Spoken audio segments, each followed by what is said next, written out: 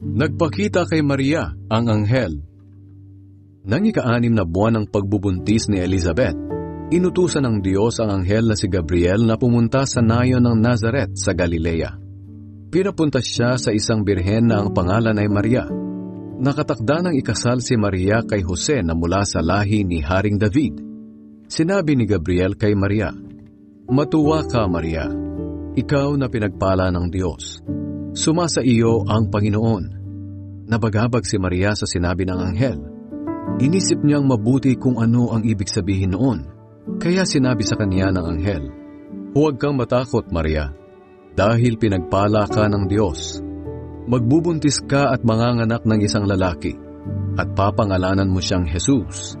Magiging dakila siya at tatawaging anak ng kataas-taasang Diyos. Ibibigay sa kanya ng Panginoong Diyos ang trono ng ninuno niyang si David. Maghahari siya sa mga lahi ni Jacob magpakailanman. Ang paghahari niya ay walang katapusan." Nagtanong si Maria sa anghel, "Paano po ito mangyayari gayong dalaga pa ako?" Sumagot ang anghel, "Sa sayo ang banal na espiritu at lililiman ka ng kapangyarihan ng kataas-taasang Diyos. Kaya ang banal na sanggol na ipapanganak mo ay tatawaging anak ng Diyos. Maging ang kamag-anak mong si Elizabeth ay buntis din sa kabila ng kanyang katandaan. Alam ng lahat na baog siya, pero 6 na buwan na siyang buntis ngayon.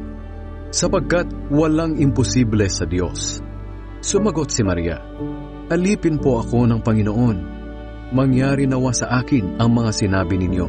At iniwan siya ng anghel.